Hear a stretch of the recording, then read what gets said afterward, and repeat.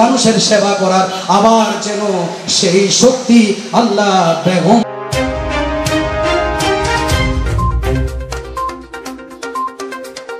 অপরূপ TV online. আমরা দুঃসহ জীবন যাপন করেছি, আমরা ব্যবসার মধ্যে সম্মান বৃদ্ধি করে দাও আল্লাহ। আপনি আসন গ্রহণ করুন। পবিত্র ফাতেহা এই ইয়াজদাহম উদযাপন উপলক্ষে চট্টগ্রাম মহানগরীর ২৮ নম্বর ওয়ার্ড জাতীয়তাবাদী শ্রমিক দলের উদ্যোগে এক দোয়া ও মিলাদ মাহফিল অনুষ্ঠিত হয়েছে। মাহফিলে বক্তারা হজরত গাউসুল আজম রহমার আদর্শ অনুসরণের মাধ্যমে সমাজে ন্যায়, নৈতিকতা ও মানবিক মূল্যবোধ প্রতিষ্ঠার আহ্বান জানান।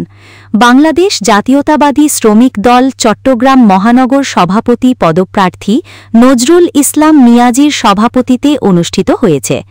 মাহফিলে অতিথি হিসেবে উপস্থিত ছিলেন বিএনপির স্থায়ী কমিটির সদস্য আমির খসরু মাহমুদ চৌধুরীর পুত্র ইসরাফিল খসরু এবং চট্টগ্রাম মহানগর বিএনপির যুগ্ম আহ্বায়ক জনাব এম সাইফুল আলম।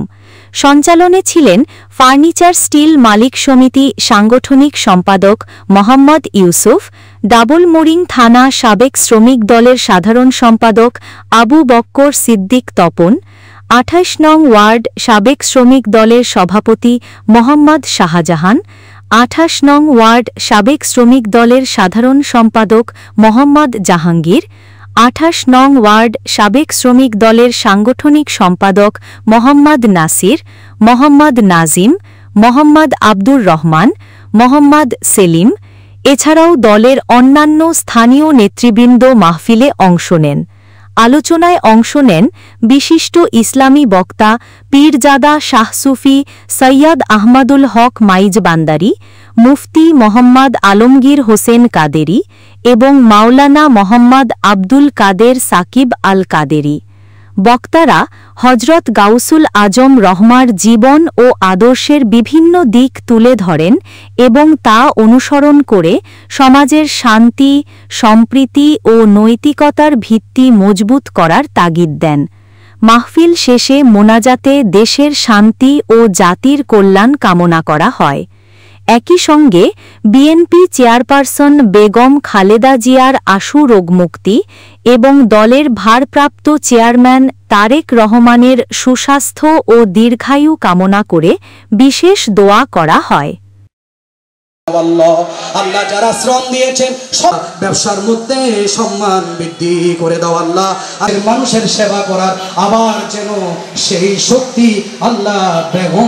কি মূল কাজটা হচ্ছে অপরের সেবা করা, অপরের সমস্যাগুলো বোঝা এবং অপরের পাশে দাঁড়ানো, সহমর্মিতা থাকা। একজন মুসলমানের মূল কাজ কিন্তু নিজের স্বার্থকে দেখা না।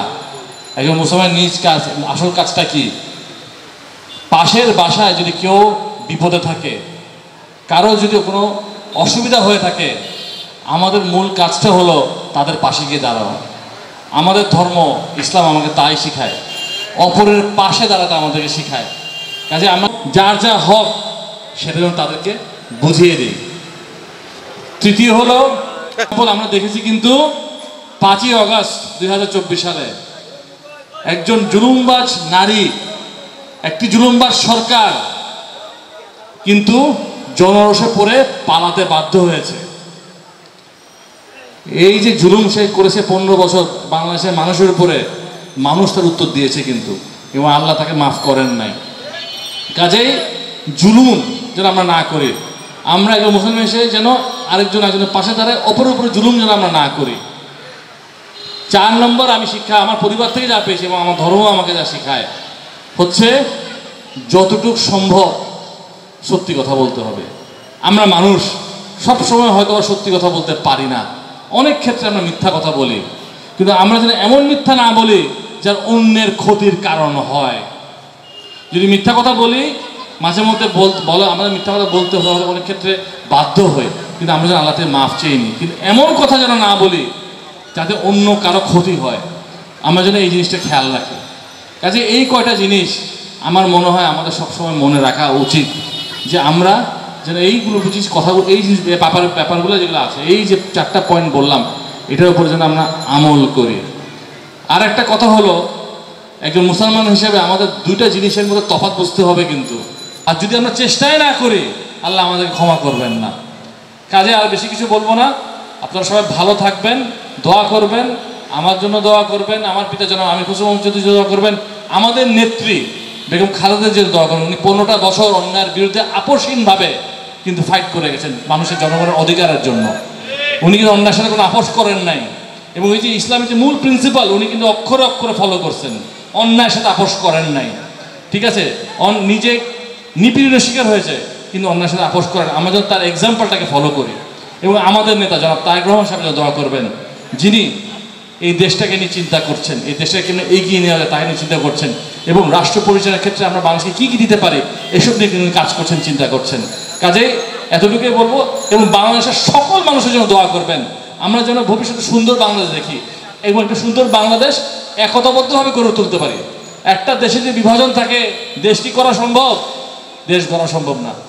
একটা দেশ গড়তে হলে সকলে মিলে একতাবদ্ধভাবে দেশটাকে গড়তে হবে, যেটা আমাদের ধর্ম আমাদেরকে শেখায়, একতা এবং একে অপরের প্রতি শ্রদ্ধা।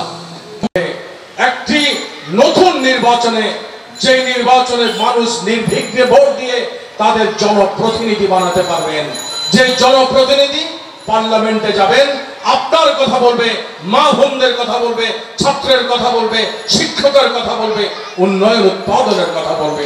সেজন্য আপনাদেরকে ভোটাধিকার প্রয়োগ করতে হবে, সঠিক প্রতিনিধি বাছাই করতে হবে। কোন বাতিলকে সংসদ নির্বাচনে প্রার্থী করলে তাকে ভোট দেওয়ার থেকে বিরত থাকতে হবে, ঠিক না? বাতিল মানে বুঝুন তো, কোন বাতিলকে বেছে নেওয়া যাবে না। আমরা আগামী 300 আসনের নির্বাচনে আমাদের পক্ষ থেকে, আমাদের দলের পক্ষ থেকে যারা নির্বাচন করবেন তাদের জন্য সবাই দোয়া করবেন। কথা বলার স্বাধীনতা ছিল না। বাংলাদেশের ছাত্র শ্রমিক জনতার 2025 পর্যন্ত মধ্যখান দিয়ে জুলাই আন্দোলনে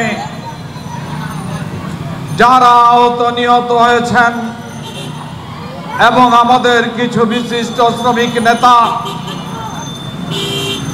বিভিন্ন দুরারোগ্যে আক্রান্ত হয়ে আহত হয়ে আজকে শয্যাশায়ী অবস্থায় ঢাকা সহ চট্টগ্রামে সারা বাংলাদেশের হাসপাতালগুলোতে চিকিৎসাধীন আছেন। চিকুনগুনিয়া এবং ডেঙ্গু জ্বরে অত্র এলাকার স্থানীয় বাসিন্দাগণ শরীক হয়েছে। আমরা ওনার বীর পুরুষ জনতার মেয়র ডক্টর সাদাত সাহেব আজকের এই মাহফিলে প্রধান অতিথি হিসেবে উপস্থিত থাকবেন। বিশেষ অতিথি হিসেবে উপস্থিত থাকবেন এই চট্টগ্রামের কৃতি সন্তান, যিনি বাংলাদেশে প্রথম শেখ হাসিনাকে চোর চোর ভোট চোর বলেছিলেন, সেই আমাদের জননেতা, বাংলার মেহনতি মানুষের কণ্ঠস্বর আমির খসরু মাহমুদ চৌধুরীর বড় ছেলে ইসলামিল খসরু মাহমুদ চৌধুরী বিশেষ অতিথি হিসাবে উপস্থিত থাকবেন।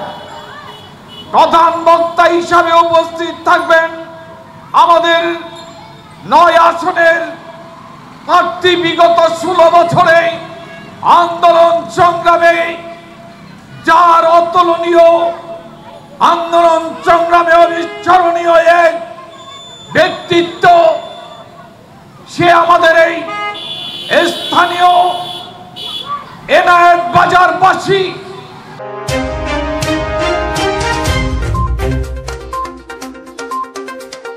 অপরূপ টিভি অনলাইন।